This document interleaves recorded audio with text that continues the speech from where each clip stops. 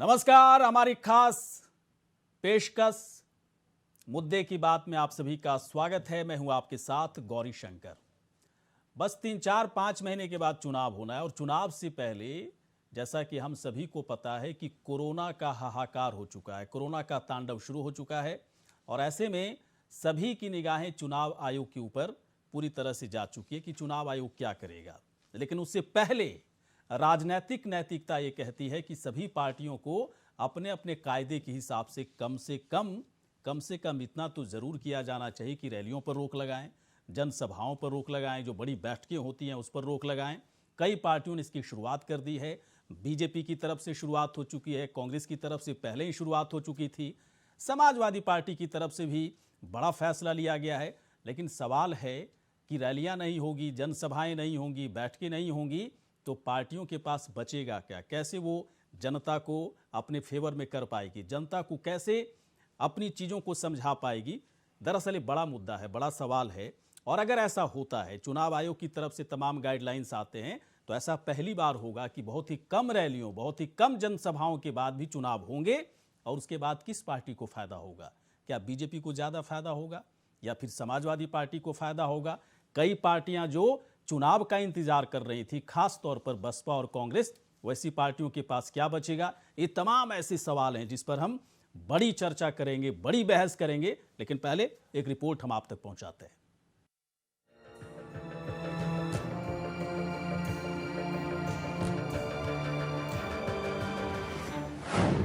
UP के सियासी दलों पर कोरोना का कहर। चुनावी रैलियों पर पार्टियां लगा रही हैं रोक। जान है तो जहां, तभी फिर चुनाव है। कोरोना का तांडव लगातार बढ़ता जा रहा है। चुनाव से पहले यूपी में सभी सियासी दलों पर कोरोना का कहर जारी है। सीएम योगी आदित्यनाथ ने तमाम गतिविधियों पर रोक लगा दी है। कोविड के बढ़ते मामलों को देखते हुए सभी पार्टी अपनी रैलियां रद्द कर रही हैं, क्योंकि पहले जान है तभी चुनावी जहान है। बीजेपी की लखनऊ में 9 जनवरी की रैली रद्द हो गई। रैली को पीएम मोदी संबोधित करने वाले थे। माना जा रहा था कि बीजेपी और पीएम मोदी की ये पहली चुनावी रैली थी। रैली में करीब 5 लाख लोगों की भीड़ जुटती। समाजवादी पार्टी ने भी अपनी विजय रथ यात्रा को रद्द कर दिया है। कांग्रेस ने मैराथन अभियान को रद्द कर दिया। लड़की हूं, लड़ सकती हूं मैराथन को कांग्रेस पार्टी की तरफ से रद्द किया गया। कांग्रेस ने इसके अलावा सभी रैलियों को स्थगित करने का फैसला लिया है। कोरोना के बढ़ते संक्रमण के बीच ऐसा माना जा रहा है कि राजनीतिक दल चुनाव प्रचार अभियान को डिजिटल मोड में संचालित करेगी, जो एक बड़ी चुनौती है। बीजेपी ने इस दिशा में तैयारी भी शुरू कर दी है। जल्द ही सभी राजनीतिक पार्टियां डिजिटल मोड में ही अपने चुनावी प्रचार प्रसार की शुरुआत करेगी, जो वाकई में बहुत ही बेहतरीन कदम है। Bureau report, India voice. जहां सही है, जान है तभी चुनावी जहान है। चुनावी जहान इसलिए क्योंकि 4-5 महीने के बाद चुनाव होना है। सभी पार्टियों के लिए बड़ा सिरदर्द हो चुका है कोरोना, क्योंकि चुनाव के वक्त अगर रैलियां नहीं होगी, जनसभाएं नहीं होंगी, बैठकें नहीं होंगी, तो वाकई में बहुत बड़ा सेटबैक है किसी भी पार्टी के लिए। क्या रणनीति होनी चाहिए, कैसे, अगर रैलियां नहीं होगी, बैठकें नहीं होगी, बड़ी बड़ी जनसभाएं नहीं होंगी, तो इस वक्त सही मायने में कौन पार्टी आगे चल रही है? कई मेहमान इस वक्त हमारे साथ जुड़ चुके हैं। विपिन शर्मा जी इस वक्त हमारे साथ हैं, वरिष्ठ पत्रकार। विपिन शर्मा जी, बहुत बहुत आपका स्वागत है। अल्पना चौहान इस वक्त बीजेपी की नेता हमारे साथ हैं। अल्पना चौहान जी, आपका स्वागत है। जावेद अहमद इस वक्त है हमारे साथ, समाजवादी पार्टी के प्रवक्ता जावेद अहमद जी, स्वागत है आपका। डॉक्टर राजेश सिंह जी इस वक्त हमारे साथ हैं, कांग्रेस के नेता। डॉक्टर राजेश जी, बहुत बहुत आपका स्वागत है।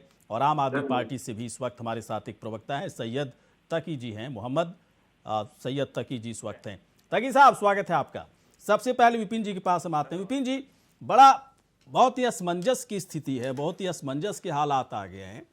वैसे बीजेपी के लिए बड़ा फायदा ये कहा जाएगा या समाजवादी पार्टी के लिए फायदा ये कहा जाएगा कि 4-5-6 महीने पहले से इन लोगों की रैलियां चल रही थी, बड़ी बड़ी जनसभाएं हो रही थी, बड़ी बड़ी बैठकें चल रही थी, एक अलग रणनीति के साथ उत्तर प्रदेश के चुनावी मैदान में उतरे हुए थे। दो पार्टी, खासतौर पर बसपा और कांग्रेस की बात करें तो इनके लिए ऐसा लग रहा था, खासतौर पर मायावती को देखें, रैलियों से दूर थी, बड़ी बैठकों से दूर थी, जनसभाओं से दूर थी, उनके लिए तो बड़ा सेटबैक है कि अब क्या, कैसे करेंगे, डिजिटल रैली करेंगे तो कैसे करेंगे। बीजेपी के अगर डिजिटल सेल को देखें, कितना बड़ा डिजिटल सेल है, समाजवादी पार्टी ने ठीक ठाक बना रखा है। ऐसे हालात में कोरोना बढ़ता जा रहा है, रैलियों पर रोक लग रही है, अब क्या होगा। उत्तर प्रदेश का चुनाव, विधानसभा का चुनाव कैसा देख पा रहे हैं आप, क्या तस्वीर दिख रही है आपको? देखिए, सर्वप्रथम मैं ये बोलना चाहूंगा कि मुद्दा ये है कि जब एक तरफ सरकार का, आप चाहे केंद्र सरकार की बात करें, राज्य सरकारों की बात करें, हर एक सरकार तवज्जो दे रही है कि आप डिजिटल इंडिया मूवमेंट को, उस क्रांति लेके आए, उसको आप बढ़ावा दें। तो यहां पर जब सब कुछ डिजिटल हो गया, पढ़ाई लिखाई डिजिटल चल रही है, स्कूल कॉलेज डिजिटल माध्यम से चल रहे हैं इस समय। कभी सपने में सोचा था किसी ने कि शिक्षा के जो मंदिर हैं, स्कूल कॉलेज, उन पे ताले लग जाएंगे, धार्मिक स्थलों पे जाना वर्जित हो जाएगा? जब यहां सारे कायदे कानून, जो कोविड अप्रोप्रिएट बिहेवियर है, एक नया शब्द हमने सीख लिया है, वो क्या सिर्फ आम आदमी के लिए? जब नेताओं की बारी आती है, राजनीतिक दलों की बारी आती है कि आप भी वर्चुअल माध्यम से करें, आप अपने जितने पार्टी के लोग हैं, समर्थक आपके हैं, उनको आप वहां से संबोधन करें, तो यहां पर ये क्या, किस चीज का इंतजार हो रहा है? हर एक मंच से हमारे स्वास्थ्य चिकित्सक, जितने एक्सपर्ट्स हैं, वो बार बार ये एक अंदेशा जता रहे थे कि यहां पर तीसरी लहर आएगी। क्या हम किस चीज का इंतजार कर रहे हैं कि और लाशों के अंबार लग जाएं, शमशान घाटों में, कब्रिस्तानों में और लंबी कतारें हो? तो ये तो बहुत ही दुर्भाग्यपूर्ण बात है कि यहां पर जब आपको पता है, सारे राजनीतिक दल, यहां पर मैं सबकी बात करना चाहूंगा, यहां पर कोई इस बात से छूता नहीं है, यहां पर आप शराब के ठेके खोल दिए आपने, वो बात। और यहां पर जहां पर आपने रोक लगानी है यहां पर कि आप नकेल कसें कि जो आपके भीड़ उमड़ रही है यहां पर रैलियों में, उस पे कौन नकेल कसेगा? बहुत दुर्भाग्यपूर्ण बात है ये। बिल्कुल विपिन जी, देखिए आप जो कह रहे हैं ना, इसी चिंता से दरअसल उत्तर प्रदेश की जनता भी दरअसल गुजर रही है। उत्तर प्रदेश की जनता को लग रहा है कि रैलियां हो रही हैं, बड़ी बड़ी सभाएं चल रही हैं, ये तो पूरे उत्तर प्रदेश को बीमार करने में लगे हैं। जहाँ जहाँ भी चुनाव हो रहा है, चाहे उत्तर प्रदेश की बात करें, पंजाब या फिर उत्तराखंड, सभी जगह इस तरह के हालात बने हुए हैं। लेकिन जो अच्छी बात है कि तमाम पार्टियां बहुत ही संजीदा होकर अपनी अपनी रैलियों को रद्द कर रही है, अच्छे फैसले ले रही है।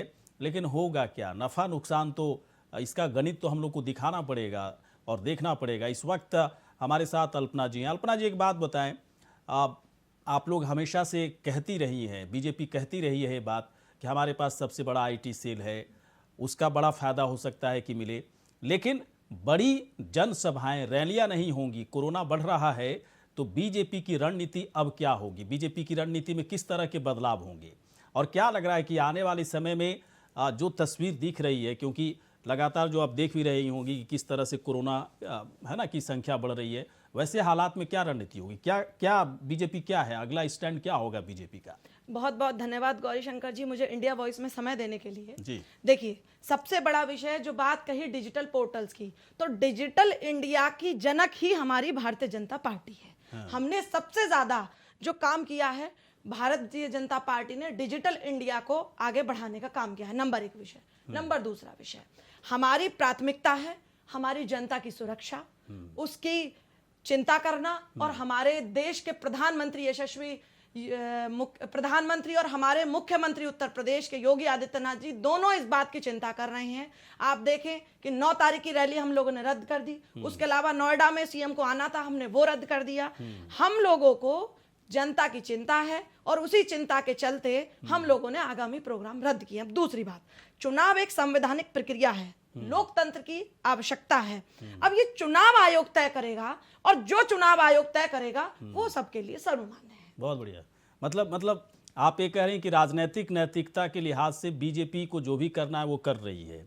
अब संवैधानिक जो मर्यादाएं आएंगी चुनाव आयोग की तरफ से तय किया जाएगा उसके हिसाब से। लेकिन एक सवाल मैं पूछना चाहूँगा, बीजेपी के आप नेता हैं, इसके बाद भी बड़ा सेटबैक है ना कि इतनी बड़ी तैयारी थी, इतने बड़े दावे आप लोगों की तरफ से किए जा रहे थे, 350 का लक्ष्य, तो फिर कैसे होगा? क्या डिजिटल प्लेटफॉर्म पर मतलब खड़े होकर के क्या जनता को आसानी से आप लोग अपने फेवर में कर पाएंगे? देखिए, मैं आपको जवाब देना चाहूंगी, जनता हमारे फेवर में ऑलरेडी पहले से है। इस बात का आप उदाहरण जनता ने दे दिया है। 2014 में हमारी सरकार आई, 2019 में हमारी सरकार आई, और आज सबसे ज्यादा प्रदेशों में हमारी भारतीय जनता पार्टी की सरकार है। दूसरी चीज, हम लोग कोई ऐसी पार्टी के नहीं है कि चुनाव आया और कुछ समय के लिए पिकनिक मनाने उत्तर प्रदेश चले आए। हमारे जो नेता हैं निरंतर जनता के बीच काम करते हैं। हमारा मुद्दा विकास है। हमने जनता के बीच जमीनी स्तर पर जाकर हमारे नेताओं ने हमारी पार्टी के छोटे से लेके अगड़े से लेके पिछड़े से लेके प्रत्येक कार्यकर्ता ने काम किया है। तो इसलिए हमें किसी प्रकार का कोई बवंडर बनाने की आवश्यकता नहीं है। हमारे विकास कार्यों को जनता बहुत अच्छे से देख रही है। आप लोग बेफिक्र हैं कि योगी का विकास model, Modi magic, Modi effect, तमाम तरह की चीज़ों की बदौलत अब कोरोना आ जाए, कोरोना बवंडर मचा दे, हाहाकार मचा दे, वैक्सीनेशन हो ही चुका है, तो आप लोग निश्चिंत हैं कि अब चुनाव हो जाए और बीजेपी को किसी तरह की कोई दिक्कत नहीं कहना चाह रही। मैं आता हूं थोड़ी देर के बाद। जावेद अहमद जी, इसके बावजूद जावेद अहमद जी, अल्पना जी की बातों में बहुत सारी ऐसी बातें होंगी जो आपको खटक रही होगी, लेकिन मैं देख रहा हूं जहां तक बीजेपी और समाजवादी पार्टी को आंकने की बात है, आप लोग भी कम नहीं हैं कहीं से भी। 4-5-6 महीने से लगातार आप लोगों की रैलियां, जनसभाएं, बैठकें चल रही हैं, अखिलेश यादव पूरी मेहनत कर रहे हैं, तो फिर अब लड़ाई कैसी होगी? डिजिटल अगर रैली होगी, डिजिटल जनसभाएं होंगी, कोरोना बढ़ता जा रहा है, तब समाजवादी पार्टी खुद को कहां देख पा रही है? बीजेपी तो कह रही है कि पहले से जनता हमारे फेवर में, समाजवादी पार्टी को करने की जरूरत थी, लेकिन अब तो कोरोना आ गया तो कैसे कर पाएगी? देखिए गौरी शंकर जी, बहुत साफ सी बात है। हाँ। जिस तरीके की परिस्थितियां हैं, उन परिस्थितियों के अनुकूल कार्य योजना हर राजनीतिक दल बनाएगा। तो समाजवादी पार्टी ने भी उसकी तैयारी कर ली है। हाँ। उसमें कहीं पर भी देखिए, जो गाइडलाइन है संक्रमण से बचाव के लिए, उसके लिए हम राजनीतिक दलों की, कार्यकर्ताओं की भी एक नैतिक जिम्मेदारी है कि हम लोगों को जागरूक करें और स्वयं भी सावधान रहें कि कोई ऐसा काम ना होने पाए कि जिससे संक्रमण के बढ़ने का अंदेशा लगातार बना रहे। समाजवादी पार्टी के जो कार्यकर्ता हैं, हम साथी हैं, हम लोग जो फिजिकल डिस्टेंसिंग है, जो मास्क है, उसको लगाकर हम डोर टू डोर हम भी कैंपेन करेंगे। उत्तर प्रदेश की जनता ने जो शासन देखा है पिछले 17 से अब तक का, उस शासन के आधार पर जो जनता के मुद्दे हैं, जनता ने जो आरोप पत्र तैयार किया है, समाजवादी पार्टी का उस जनता के साथ एक बहुत मजबूत और दिल से जुड़ा हुआ गठबंधन है। उस गठबंधन को 2022 में अब चुनाव होगा तो सत्ता में आना ही आना है, इसलिए कि अब उत्तर प्रदेश जो है अव्यवस्था का शिकार अब और नहीं होना चाहता है। ऐसे थोड़े हो जाता है जावेद अहमद जी, आपने कह दिया और सब कुछ हो जाएगा आपके अकॉर्डिंग, ऐसा तो होता नहीं है जावेद अहमद जी। आप ही बता दीजिएगा, फिर चुनाव की भी ऐसा तो है नहीं, ऐसा तो है नहीं। देखिए, मैं जहां तक जानता हूं, राजनीति विज्ञान के हिसाब से अगर बात करूं कि अगर आपकी सरकार चली गई और 5 साल तक बाहर बैठ करके आपको इंतजार करना पड़ रहा है, तो अगले 5 साल के बाद यदि आप कोशिश कर रहे हैं सत्ता प्राप्त करने के लिए, तो जनता के बीच में उठना बैठना बहुत ही ज़रूरी है। कोरोना ने उसको ब्रेक लगाना शुरू कर दिया। ठीक है, आप लोगों ने काम किया है, लेकिन जो दावे आप लोगों की तरफ से किए जा रहे हैं, उन दावों पर भले ही अब बीजेपी और कांग्रेस और दूसरी पार्टियों की तरफ से कोई ब्रेक ना लगाया जाए, लेकिन कोरोना की तरफ से ब्रेक लगा दिया गया है समाजवादी पार्टी के दावों पर भी। मैं इस पर सवाल पूछ रहा हूँ। समाजवादी पार्टी के दावों पर ब्रेक लगा है, और दूसरी कौन सी पार्टी है जिसके दावे पर ब्रेक नहीं लगा? हाँ। वो आप जो है सभी लोगों को बता दें, और चुनाव आयोग को भी कह दें कि अब चुनाव की आवश्यकता नहीं है, आवश्यकता और कोई संवैधानिक संकट भी नहीं है। हाँ। आप करवा दीजिए नवीनीकरण, उसमें क्या जा रहा है। चलिए ठीक है, मैं आता हूं सर थोड़ी देर के बाद। ठीक है, अपना अपना स्टैंड है, बिल्कुल बोलते रहिए। डॉक्टर राजेश इस वक्त हमारे साथ हैं, कांग्रेस के प्रवक्ता।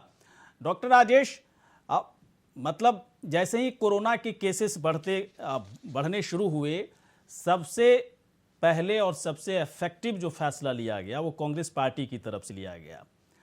ऐसा लग रहा था, देखिए मुझे बोलना नहीं चाहिए, लेकिन ऐसा लग रहा था कि कांग्रेस पार्टी अंदर ही अंदर बहुत खुश है। अच्छा हुआ कोरोना के केसेस बढ़ रहे हैं, कांग्रेस पार्टी की कुछ तो इज्जत बच जाएगी। कुछ ऐसा है तो सर बता दिए, इसको भी थोड़ा सा क्लैरिफाई कर लें, जनता समझ जाए चीज़ों को। ऐसा है या फिर बहुत ही वाकई बड़ी चिंता में आप लोग फंस गए थे कि कोरोना में अब क्या रैलियां की जाएं, क्या जनसभाएं की जाएं। बाकी लोग तो कर ही रहे थे, सबसे पहले आप ही लोगों ने बंद करना शुरू कर दिया। बताइए सर, वैसे इनिशिएटिव अच्छा है, मैं तारीफ कर रहा हूँ इसकी। नहीं, मैं देखिए, हमारी पार्टी ने सबसे पहले माननीय प्रियंका गांधी जी ने अपना आत्मचिंतन किया, आत्ममंथन किया और सबसे पहले हमें निर्देश दिया कि कोई भी फिक्कर रैली हम नहीं करेंगे। हाँ। और जो भी होगा रैली, अगर होगी भी तो वर्चुअल रैली होगी। तो सबसे पहले कांग्रेस ने इसकी शुरुआत करी। और जहां तक आप ये कह रहे हैं कि कांग्रेस पार्टी खुश होगी, अभी यही कहा जा रहा था कि जब प्रधानमंत्री जी पंजाब जा रहे थे कांग्रेस खुश होगी। ऐसा नहीं है कि जो है कांग्रेस खुश होती है किसी बात से। ये देश सबका है, कांग्रेस पार्टी का भी है, सपा के लोगों का भी है, बीजेपी के लोगों का भी है। अगर कोई हमारी नेशनल कैलामिटी आ रही है तो वो सभी के लिए नुकसानदेह है। तो ये ऐसा कहना कि कांग्रेस खुश होगी किसी बात से कि इस देश को नुकसान है, बिल्कुल सरासर गलत है।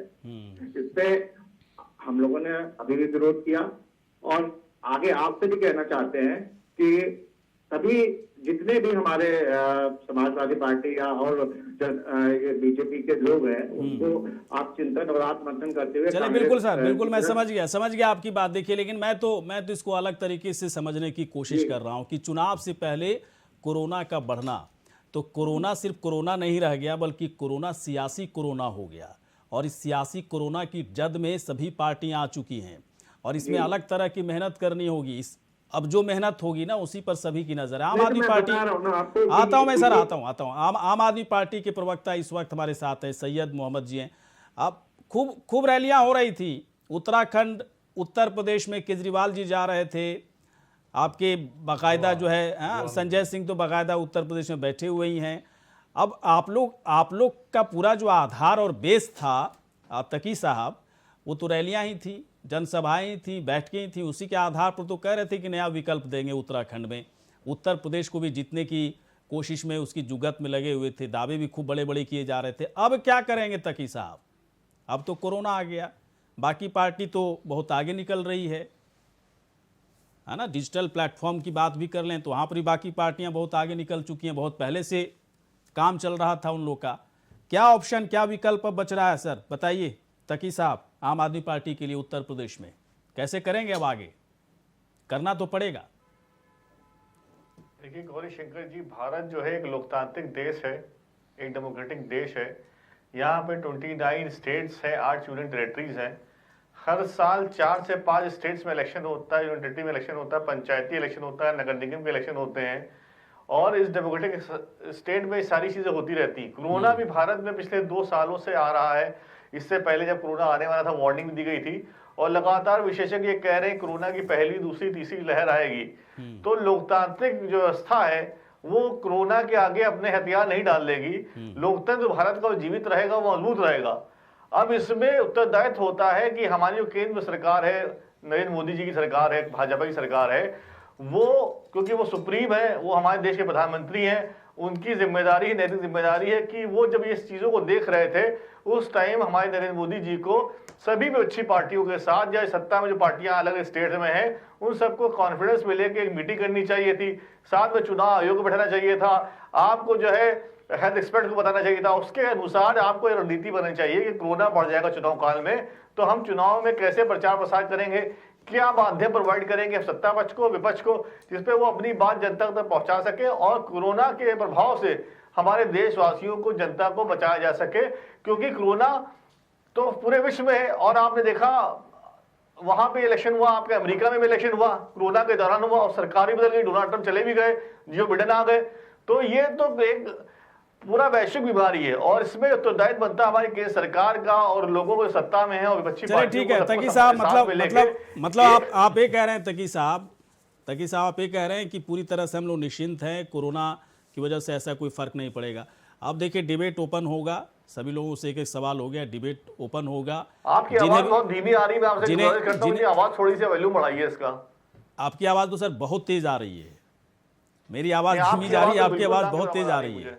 चलिए मैं ठीक करवाता हूं, देखता हूं, लेकिन आपसे सवाल अगर आए तो बोल सकते हैं, कोई आपकी आवाज लेकिन ठीक जा रही है। अच्छा मैं आ रहा हूं, अभी विपिन जी के पास आ रहा हूं। विपिन जी एक बात बताएं, क्या माना जाए कि कोरोना, ठीक ठीक है, है, कोरोना लगातार बढ़ता जा रहा है। कोरोना को लेकर के हम सभी का एक अलग तरह का कर्तव्य बनता है, जिम्मेदारी बनती है कि कैसे इससे खुद को बचा करके रखें। रैलियां पूरी तरह से रद्द हो रही हैं, बैठकें रद्द हो रही हैं, बीजेपी, कांग्रेस, सभी पार्टियों के लिए देखा जाए तो सेटबैक है। लेकिन इसके बावजूद अभी अगर नफ़ा नुकसान की बात करें, उस गणित को समझने की कोशिश करें, तो कौन सी पार्टी अभी भी सबसे आगे चल रही है? देखिए, बहुत दुख की बात है कि यहाँ पर भी अगर बच्चों की तरह समझाना पड़े नेताओं को, राजनीतिक दलों को, कि आप अभी ये जितनी आपकी पॉलिटिकल रैलियां हैं उनको रद्द कर दीजिए। वर्चुअल माध्यम से अपने जितने समर्थक हैं उनको आप उनका संबोधन करिए, उनके साथ संपर्क साधिए। यहां पर आपने देखा दिल्ली के मुख्यमंत्री भी खुद कोरोना पॉजिटिव हुए हैं इस समय, उनको शुभकामनाएं कि जल्दी वो ठीक हो। यहां पर इनको जितने नेता हैं, खासतौर पे जो वरिष्ठ नेता हैं, वो रोल मॉडल होते हैं, आदर्श समझा जाता है उनको एक अच्छी नजीर पेश करनी चाहिए। यहां पर राजनीति से भी बचने की आवश्यकता है, क्योंकि जैसे अभी एक मैं प्रवक्ता को सुन रहा था जब उन्होंने बोला ये देश सबका है, निश्चित बात है देश सबका है यहां पर, और यहां पर सबका दायित्व बनता है। अकेले हम ये अपेक्षा करें कि एक प्रधानमंत्री जादू की छड़ी लाएंगे और वो सब कुछ ठीक कर देंगे, उससे काम नहीं बनने वाला। यहां पर सबको अपनी जिम्मेदारी समझनी पड़ेगी। आप बार बार बोला जाता है 2 गज की दूरी, मास्क है जरूरी, आपको कोविड अप्रोप्रिएट बिहेवियर का भी पालन करना पड़ेगा, साथ में सोशल डिस्टेंसिंग भी मेंटेन करनी पड़ेगी, और सैनिटाइजर, हाथ भी बार बार धोने पड़ेंगे, सैनिटाइजर का इस्तेमाल करना पड़ेगा। ये बार बार, लेकिन सबसे बड़ी बात है विपिन, आपको नहीं लगता है, विपिन, आपको नहीं लगता है कि बहुत पहले से इसका अंदेशा जताया जा रहा था, इसकी आशंका जाहिर की जा रही थी कि कोरोना आएगा, थर्ड वेव आएगा और बहुत ही अचानक एकदम से कोरोना की संख्या में इजाफा होगा।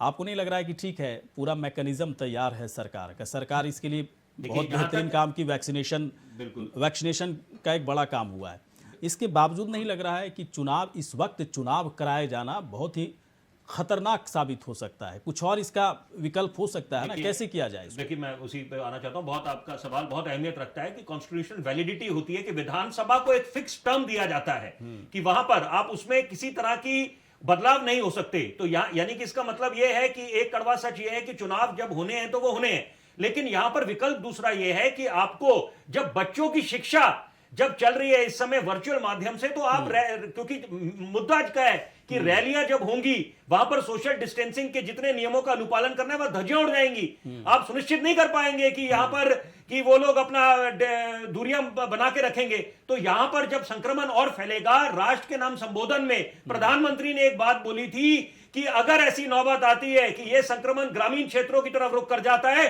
तो स्थिति नहीं संभलेगी, बेकाबू हो जाएगी।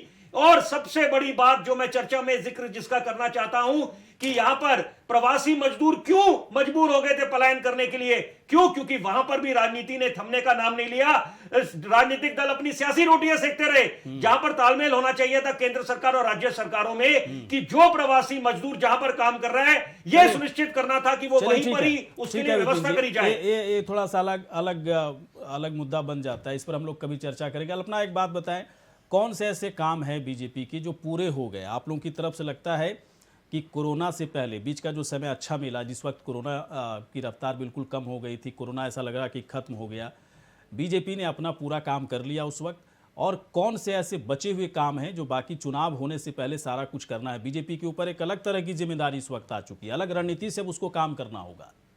देखिए, 2 बातें हैं।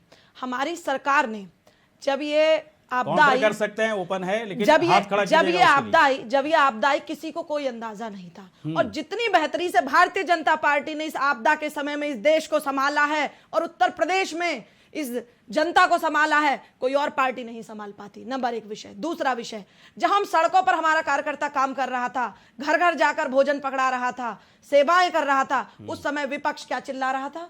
ये कहते थे कि हम वैक्सीन समाजवादी की आएगी तो लगवाएंगे। ये जनता को पदभ्रमित करने का काम कर रहे थे। इनके नेता वैक्सीन के डोज लगवाने के लिए तैयार नहीं थे।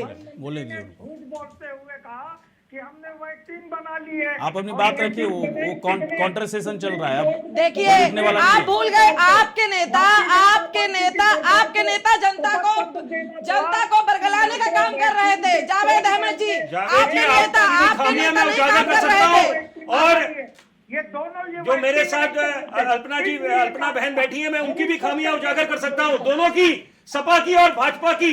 पहली बात है, सपा ने बात बोली जब आपके कि ये कोई भाजपा के मुख्यालय में तो बना था नहीं, ये हमारे, पहले सुन लीजिए, ये उन महान वैज्ञानिकों का अपमान था कि जब एक हम जिस चीज का इंतजार कर रहे थे कि कोई रोकथाम आए, इजाज हो, ताकि देश को हम छुटकारा दिला पाए इस सदी की सबसे बड़ी महामारी से, वहां पर भी राजनीति हो गई शुरू। क्या जावेद जी क्या कह रहे हैं? दूसरी बात अल्पना जी, आपने बोला कि यहाँ पर बीजेपी ने, देखिए ये सरासर गलत बात है। यहाँ पर उन महान कोरोना योद्धाओं को नमन करने की आवश्यकता है कि यहाँ पर आप सिर्फ बोलेगी भाजपा ने, तो यहाँ पर आपकी बात से मैं बिल्कुल इत्तेफाक नहीं रखूंगा। यहाँ पर सरकार बोले आप बात समझ आती है, लेकिन जो जितना पैरामीटर, जितने हेल्थ केयर वर्कर्स थे हमारे, जो तालियां और थालियां बजाई गई थी, उनको नमन करते हुए सबसे ज्यादा भारतीय जनता पार्टी के कार्यकर्ता ने उस समय अपनी जान गंवाई। सबसे ज्यादा सेवा जनता की भारतीय जनता पार्टी के कार्यकर्ता ने की। उस समय हमारा प्रधानमंत्री, उस समय हमारा मुख्यमंत्री काम कर रहा था। उस समय समाजवादी के लोग सड़कों पर नहीं घूम रहे थे। उस समय अपने आलीशान बंगलों में आराम कर रहे थे। एक मिनट मॉरल वैल्यू बनती थी। कह रहे थे कि समाजवादी की वैक्सीन आएगी, जब जनता को वैक्सीन लगवाएंगे। विपिन जी और अल्पना जी एक मिनट रुके। जावेद अहमद एक बात बताएं, जो अल्पना चौहान कह रही हैं कि जब वक्त था, जिस वक्त जो है सड़क पर निकलकर कोरोना के खिलाफ लड़ाई लड़ने की जरूरत थी, उस वक्त समाजवादी पार्टी आरोप लगाने में लगी हुई थी। क्या गलत कह रही हैं अल्पना चौहान? वैक्सीन नपुंसक बना देती है। इनके नेता कहती थी मैं वैक्सीन नहीं लगवाऊंगा, मुझे भाजपा की वैक्सीन पर भरोसा नहीं है। इन्होंने वैक्सीन तक को, इन्होंने हमारे महान वैज्ञानिकों ने जो दवाई इजाद की, उसको एक पार्टी विशेष का एजेंडा बना दिया। इनको शर्म नहीं आती? ये जनता के साथ खिलवाड़ करने का काम कर रहे हैं। इन्होंने अपने कार्यकाल में महिलाओं के साथ अत्याचार किए, जनता के साथ कुठाराघात किया। उत्तर प्रदेश की जनता का चेहरा पहचान गई है। जावेद अहमद जी, उत्तर प्रदेश में आपकी जमीन नहीं बची है। जावेद अहमद जी, परिवार नहीं संभाल सकते। एक मिनट अल्पना चौहान, जावेद अहमद बताइए आप नए, ठीक है समाजवादी पार्टी में भी तुरंत आए हैं, आप कांग्रेस में पहले थे मुझे पता है, क्या आपको पता है इस बारे में कि कितना आरोप आप लोगों की तरफ से लगाया गया, कितना आरोप लगाया गया? कोरोना के खिलाफ संघर्ष चल रहा था और उसमें जावेद अहमद की पार्टी, समाजवादी पार्टी है ना, राजेश जी की पार्टी, आम आदमी पार्टी तो फिर भी बहुत बेहतर काम कर रही थी उस वक्त, लेकिन आप दोनों तो हर पॉइंट पर जो है कोरोना के खिलाफ लड़ाई लड़ने वालों के खिलाफ ही थे आप लोग। बिल्कुल नहीं, जनता को जागरूक करने का काम करना चाहिए था। इन्होंने जनता को बरगलाने का काम किया, इन्होंने जनता को पथभ्रमित किया। आप देखिए कांग्रेस की रैली फेल हो जाती है, ये इन पर कहावत फिट बैठती है, नाच न जाने आंगन टेढ़ा। इनसे कुछ उत्तर प्रदेश में हो नहीं रहा है, इसलिए मैदान छोड़कर पहले ही भाग गए। इनको जनता नकार चुकी है, इनकी कोई जमीन नहीं है, उत्तर प्रदेश में इनका कोई आधार नहीं है। मैं थोड़ी देर के बाद आऊंगा, एक मिनट मैं थोड़ी देर के बाद आऊंगा। डॉक्टर राजेश जी को थोड़ी देर पहले मेरे सवाल उनको लग गए थे, उनको लगा कि नहीं ऐसा नहीं है, लेकिन अल्पना चौहान भी आरोप लगा रहे हैं कि आप लोग मैदान छोड़ के भागे, बहुत पहले ही भाग चुके थे। आते हैं एक छोटे से ब्रेक के बाद। चले ब्रेक के बाद स्वागत है। कोरोना प्रबंधन पर सवाल उठाने वाली पार्टियां आज धड़ाधड़ फैसले कर रही है कि जल्द से जल्द रैलियों को बंद करो, जल्द से जल्द जनसभाओं को बंद करो, और कोरोना पर बाकायदा कई तरह के रोड़े अटकाने वाली पार्टियां अब कोरोना को लेकर खुद भी सतर्कता बरतने को तैयार है। बहुत अच्छी बात है, बहुत ही अच्छा इनिशिएटिव है। कांग्रेस खास तौर पर समाजवादी पार्टी भी इस लाइन में आगे चल रही है, इससे अच्छी बात और क्या हो सकती है। विरोध होना अच्छी बात है, लेकिन नकारात्मक विरोध जब होने लगे तो जनता के अंदर एक अलग तरह की नाराजगी आ जाती है। शायद वो नाराजगी चुनाव में मतदान के वक्त भी दिखेगा नहीं दिखेगा इस सवाल है, लेकिन दिखता है। चलिए कई मेहमान इस वक्त हैं, जावेद अहमद जी के पास हम आते हैं। जावेद अहमद जी खूब विरोध करते थे, विरोध करने के बाद फिर धीरे धीरे आप लोगों को लगा कि नहीं, जो सरकार कह रही है, जो वैज्ञानिक कह रहे हैं, जो हमारे डॉक्टर्स कह रहे हैं, वो ज़्यादा ज़रूरी है। आप लोग भी आ गए ना, लाइन पे आ गए ना, इसको लाइन पर आना कहा जाता है। जावेद अहमद जी, बुरा लग रहा होगा मेरी बात आपको, लेकिन कहा जाता है लाइन पे आ गए भाई साहब। आप खूब सवाल पूछिए, उसके जवाब भी है। जब बिहार और बंगाल में चुनाव हो रहा था उस समय भी जो है डॉक्टर क्या कह रहे थे, एम्स जैसे संस्थान के निदेशक डॉक्टर गुलेरिया ने उसके पहले ही किस तरीके की भविष्यवाणी की थी और सरकार को सिखाया। उत्तर प्रदेश में चुनाव हुए, उत्तर प्रदेश में पंचायत चुनाव हुए, महिलाओं का चीरहरण हुआ, ये सबने देखा ना, लाइन पे पड़ना है। हम लोग तो पहले से ही कह रहे हैं, जो गैर भाजपाई दल थे, समाजवादी पार्टी हो या दूसरे दल हो, हम लोग तो पहले ही कह रहे थे कि ये सरकार जो है, ये भारतीय जनता पार्टी जो है, ये केवल चुनावी मोड में रहना चाहती है। कोरोना के संक्रमण से निपटने में ये पूरी तरीके से गलत रास्ते पर है, तो पहले से कहा जा रहा था। अब आप दूसरी बात सुन लीजिए, जो हमारी बहन अल्पना जी ने कहा, भारतीय जनता पार्टी के लखनऊ के पूर्व सांसद की दुखद मौत हो गई थी ऑक्सीजन न मिलने के कारण। जो सरकार आज कह रही थी ऑक्सीजन के कारण, अरे आपने कितने सिलेंडर बांटे, आप अपनी बात बताइए जावेद भाई। आपने कितने वॉलंटियर मरीजों को लखनऊ के आपने कितने वॉलंटियर मरीजों को जोड़ा, आपने कितना भोजन बांटा, आप अपनी बात कीजिए। पहले अपने गरीबान में झांक कर देखिए। आप लोगों ने छींटाकशी करने के अलावा दूसरा कोई काम नहीं किया। भाजपा ने जो काम किया आपने भविष्य दी, आप न सोच सकते हैं न कर सकते हैं। दिखाने का वक्त था, वहाँ पर किसने जिम्मेदारी दिखाई? चलिए वेंटिलेटर के बारे में जो बात कर रहे हैं अभी, समाजवादी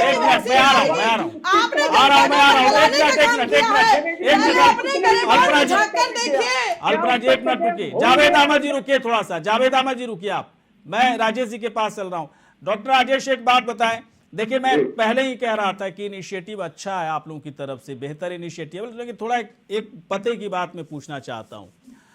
आईटी सेल में बीजेपी की मतलब कोई बराबरी नहीं कर सकता। अब तो आईटी सेल की लड़ाई आ गई है ना, कि जो जितना डिजिटल प्लेटफॉर्म पे खुद को दिखाएगा, बेचेगा, वही अब जीतेगा। चुनाव है तो हर लोग इस बात को समझते हैं। आपके पास उसके मुकाबले में अब क्या बचा बताइए? प्रियंका गांधी शुरू में एक्टिव थी, लेकिन अब तो देखिए न तो सोनिया गांधी बहुत ज़्यादा एक्टिव दिखी, न राहुल गांधी ज़्यादा एक्टिव दिख रहे हैं। कांग्रेस के बड़े नेता भी एक्टिव है उत्तर प्रदेश में, कब हाँ अंदर कलह मची हुई है, सब पता नहीं किस लड़ाई संघर्ष में। बताइए सर, बताइए।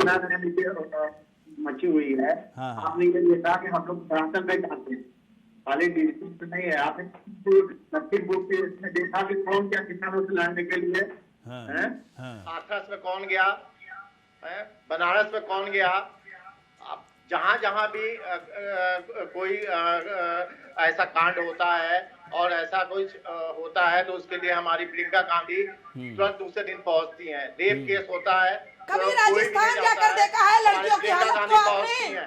कभी राजस्थान में जाकर देखा है कि वहाँ कितने रेप हो रहे हैं? 15 जनवरी को आपकी पंजाब में रैली होने वाली है, 16 जनवरी को आपकी गोवा में रैली होने वाली है, 18 जनवरी को आपकी उत्तराखंड में रैली होने। क्या वो रैलियां आपने रद्द की? क्या वहाँ की जनता की आपको चिंता है? या सिर्फ और सिर्फ उत्तर प्रदेश में चुनावी चकल्लस मचाने की आपको चिंता है?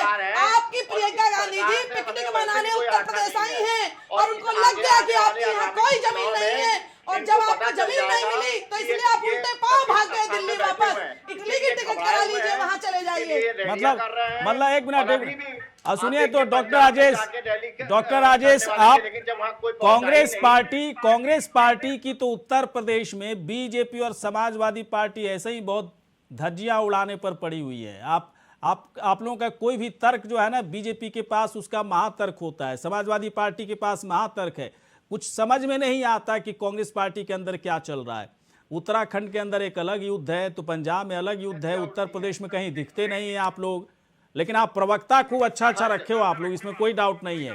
डॉक्टर राजेश 33 साल हो गए सर, 33 साल हो गए, तकलीफ होती है सर। मैं कल सुनिए, मैं कल जा रहा था, मैं कैब में जा रहा था, कैब के ड्राइवर से हमारी बात हो रही थी, है ना, उत्तर प्रदेश का रहने वाला था।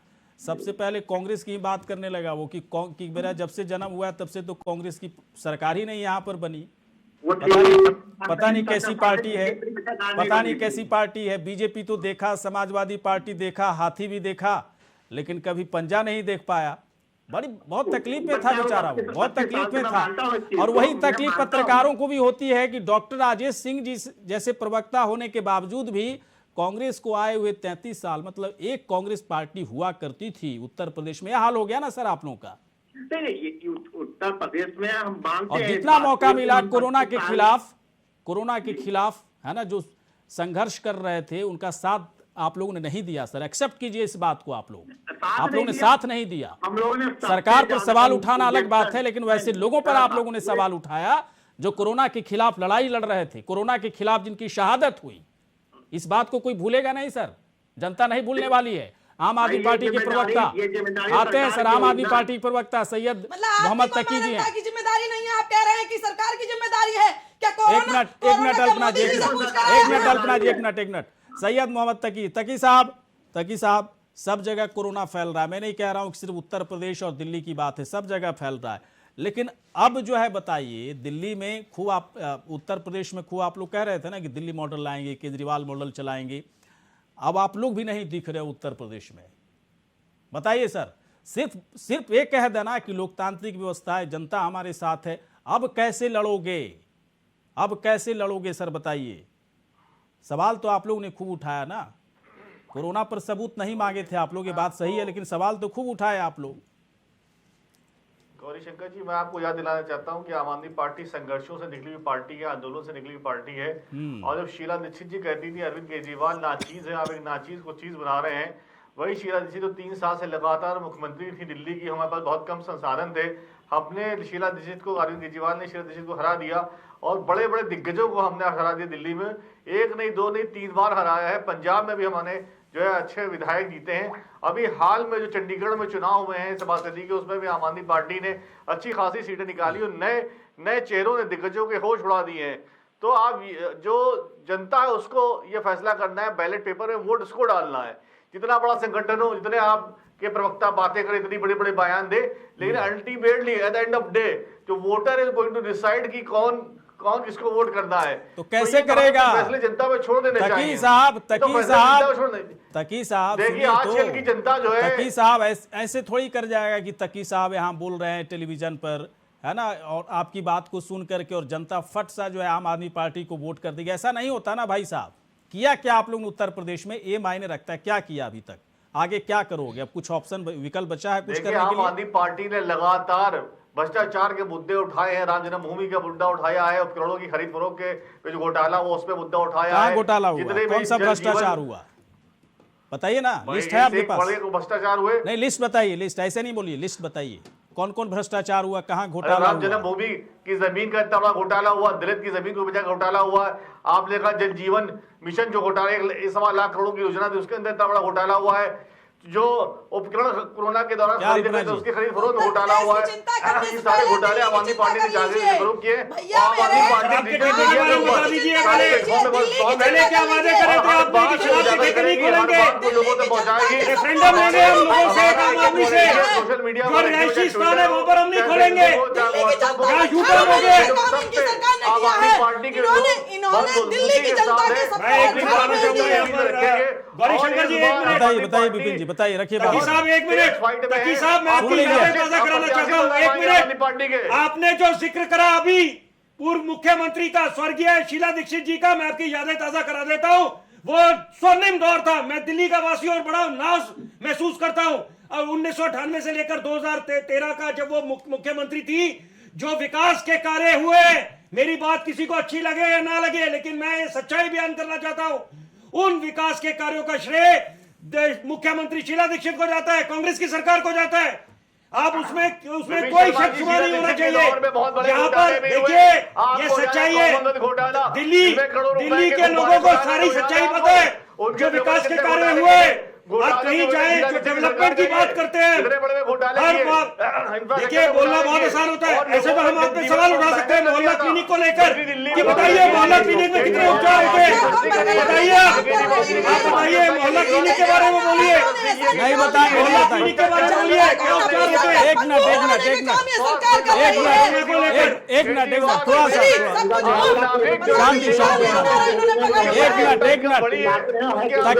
तकी साहब सुनिए, मैं बता रहा हूं आपको। आपके किसी भी नेता से जब पूछा जाता है कि जब उत्तराखंड की बात आती है ना, तो उत्तराखंड में दिल्ली मॉडल लागू करेंगे, उत्तर प्रदेश में दिल्ली मॉडल लागू करेंगे, सब जगह वही नहीं चलेगा तकी साहब, है ना, कुछ कर करके दिखाना पड़ेगा, करके दिखाना पड़ेगा। जब मोदी जी गुजरात की मॉडल की बात करते हैं और यहाँ पर बिल्कुल, क्योंकि आपने जिक्र करा उनका जो अब इस दुनिया में नहीं है, मेरी बात सुनिए। अच्छा, एक बात मैं बिल्कुल साफ कर देना चाहता हूँ, जब जिम्मेदारी लेने की बारी आती थी, जब विफल होती थी तो बोलती थी बिल्कुल आपने, मैं अंग्रेजी में बोलना चाहता हूँ, बक स्टॉप शेयर, शीला दीक्षित ये बोला करती थी, ऐसे नेता होने चाहिए। अच्छा विपिन, जो जिम्मेदारी मिले, अच्छा लेने की होड़ में तो सब लोग खड़े हो जाते हैं। अच्छा विपिन विपिन विपिन एक मिनट तक साहब, लेने की होड़ में सब लोग खड़े हो जाते हैं। विपिन जहाँ शर्मा, जिम्मेदारी लेनी होती है विफलता की, तब पता चलता है कि कौन बढ़िया नेता है। एक मिनट विपिन शर्मा के पास में आ रहा हूँ, एक मिनट तक साहब, एक मिनट, ठीक है सर, अच्छी बात है, खूब मेहनत कीजिए, सभी पार्टियां खूब मेहनत करें, कोई दिक्कत नहीं है। मैं तो यही चाहता हूं कि सभी पार्टियां खूब मेहनत करें, जनता के पास कम से कम 25 तरह के ऑप्शंस विकल्प हों, है ना। लोकतंत्र की सबसे बड़ी खूबसूरती यही है, इस खूबसूरती को बचाए रखने की हम सभी की जिम्मेदारी है।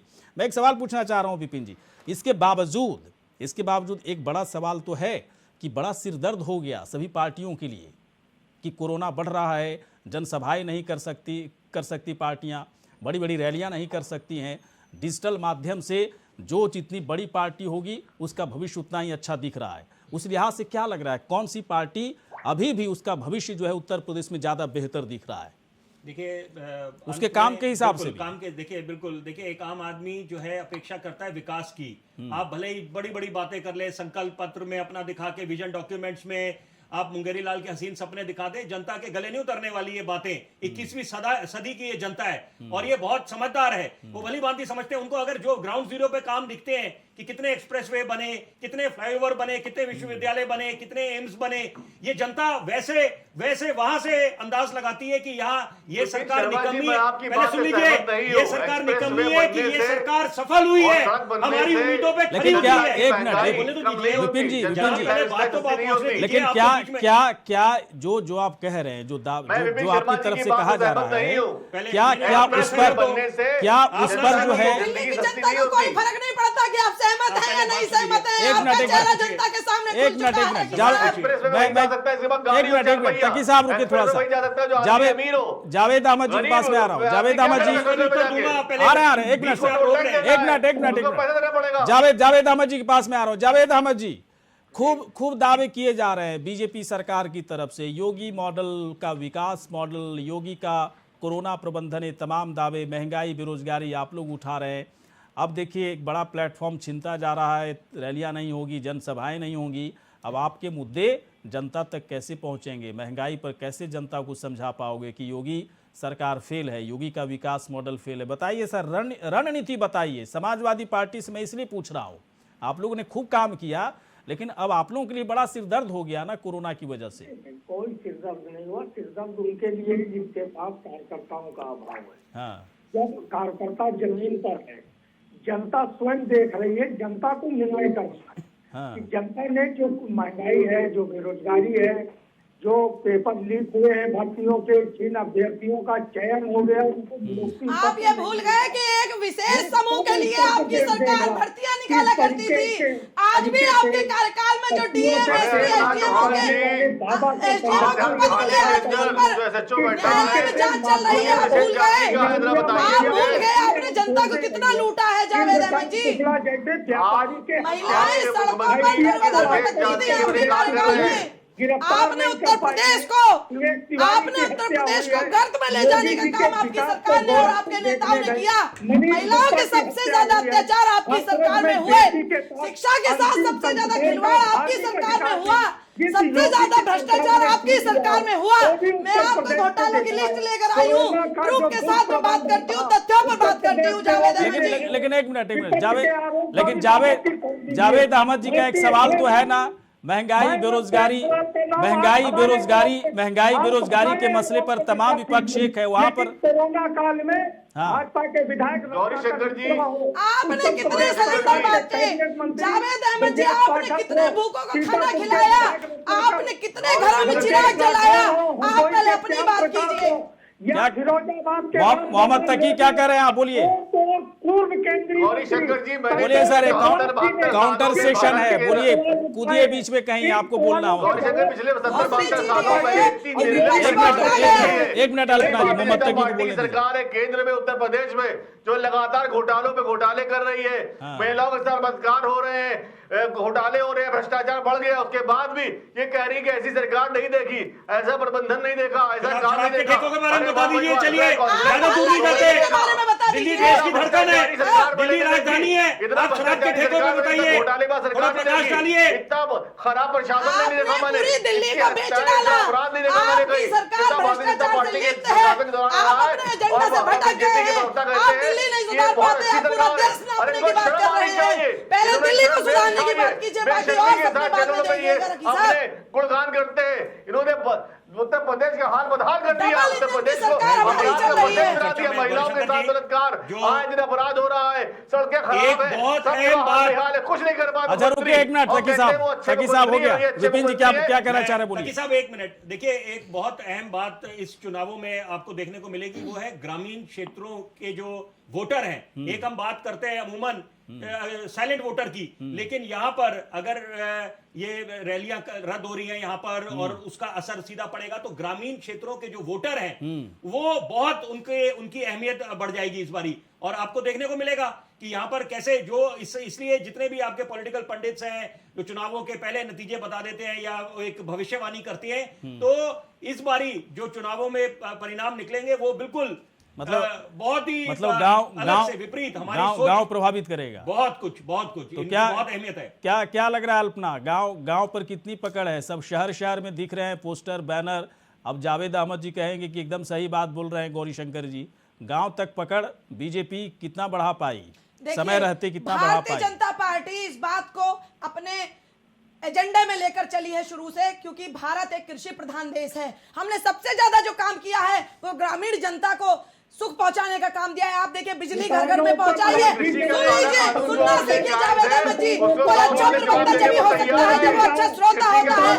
हमने घर घर तक बिजली पहुंचाने का काम किया है, हमने डबल राशन की योजना हमने दी, उज्ज्वला हमने दी, हमने राशन पहुंचाया, हमने सबसे ज्यादा गरीब के दर्द को समझा, हमने सबसे ज्यादा गाँव की नब्ज को हमने जाना। आपकी सरकार ने किसान को बढ़ाने के लिए कगार पर खड़ा कर दिया था। आपकी सरकार ने, आपके नेता महिलाओं के लिए कहते हैं, आपके नेता महिलाओं के ऊपर वस्त्र पर टिप्पणी करते हैं, आपके नेता कहते हैं लड़कों से गलतियां हो जाती हैं। आपके कुटिल मानसिकता वाले नेता उत्तर प्रदेश के विकास की बात नहीं कर सकते। एक आजकल हम नई बात सीखे हैं, ए टीम, बी टीम, सी टीम। क्या कोई प्रवक्ता, सम्मानित प्रवक्ता जो आज इस चर्चा में शामिल हुए हैं, उस पर कुछ प्रकाश डालना चाहेंगे? ये जो अमूमन हम लोग बातें करते हैं, ये फलानी राजनीतिक दल उसकी ए टीम है, उसकी बी टीम है, सी टीम है, यहां पर ऐसा क्यों होता है? और आप लोग किसकी ए टीम है, बी टीम है? क्योंकि यहां पर क्या ये ऐसा माना जाए कि मोदी बनाम ऑल सारे, या यहाँ पर आप लोगों को दूसरी राजनीतिक दलों में भी खामियां नजर आएंगी? करते हैं, जनता के लिए संघर्ष करते हैं, जनता का आवाज उठाते हैं, लोकतंत्र को मजबूत करते हैं। अरे चलिए एक मिनट जावेद अहमद जी रुकिए, थोड़ा सा जावेद अहमद जी रुकिए, तकी साहब रुकिए। डॉक्टर राजेश बैठे हुए हैं बहुत ही खामोशी के साथ। इनका अंदाज कुछ वैसा ही है जैसे उत्तर प्रदेश में कांग्रेस का अंदाज है। क्या सर इस अंदाज से कैसे बाहर निकलेंगे डॉक्टर? भाई मैं बता देना चाहता हूँ गौरी शंकर जी, कांग्रेस के बिना यहाँ सरकार नहीं बननी है, और यहाँ की जनता ने मन बना लिया है कि सरकार को बदलना है। ठीक है, मतलब बदलना है, मतलब आपको 2 महीने बाद आपको ये सब पता चल जाएगा। तो क्या सर, अच्छा डॉक्टर राजेश, एक और सवाल पूछ रहा हूँ। आपके प्रवक्ता जो भी आते हैं, एक सवाल मैं जरूर उनसे पूछता हूँ। तो सर आप लोग 403 में कितना सीट ला रहे हैं? 403 में हमारे लगभग 75 से 100 सीट आएंगी।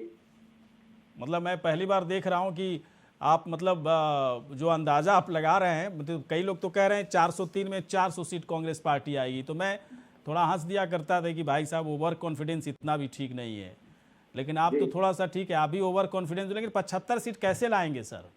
कैसे लाएंगे? भी कैसे लाएंगे? कुछ कि किया आप आपने? जहाँ भी देख रहे हैं प्रियंका गांधी जी की रैली हो रही है, मतलब प्रियंका गांधी मैं पर इनकी प्रियंका गांधी पर रैली पूरी के तरह से बारे में भरोसा है। गौरी शंकर जी प्रकाश डालूंगी।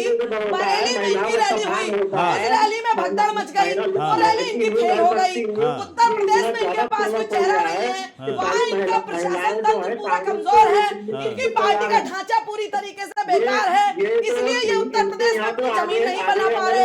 इनकी रैलियां विफल होती चली गई, तो इन्होंने अपनी गलतियों को छिपाने के लिए ये कह दिया कि हम रैलियां नहीं करेंगे, हम डिजिटल पोर्टल के माध्यम से रैली करेंगे। तो इनकी स्थिति ऐसी हो चुकी है कि जैसे आपने महाभारत में सुना था, नहीं, ठीक है, रैलियां जैसी स्थिति नहीं, अल्पना चौहान, रण छोड़ वाले शब्द से मैं यहाँ पर आपत्ति करूंगा, इसलिए कि कोरोना में अगर कोई रण छोड़ रहा है तो इससे बेहतर कुछ नहीं हो सकता। मुझे लगता है सबसे इनिशिएटिव बेहतर उसको माना जाएगा। कांग्रेस पार्टी पहले चली गई, ठीक है, हारने का अंदाजा है या जीतने का अंदाजा है वो अलग बात है, लेकिन कह तो रहे हैं, डॉक्टर राजेश कह तो दिए 75-80 सीट हम जीतेंगे। जावेद अहमद जी कहते हैं 403 में 401, मतलब अखिलेश यादव तक कह चुके हैं 400 से ऊपर सीटें जीतेंगे। 2017 में भी ये कहते थे, आम आदमी पार्टी 2019 में भी ये यहाँ पर कहते गौरीशंकर थे। जी, मुद्दा ये है कि यहाँ पर 2019 में जब महागठबंधन का गठन हुआ था, बड़े बड़े राजनीतिक दल साथ आए चलिए थे। सर, समय खत्म हो गया। आप सभी यहाँ पर आए, बहुत बहुत शुक्रिया, धन्यवाद। इसी के साथ हमारे इस खास कार्यक्रम में इतना ही। नमस्कार।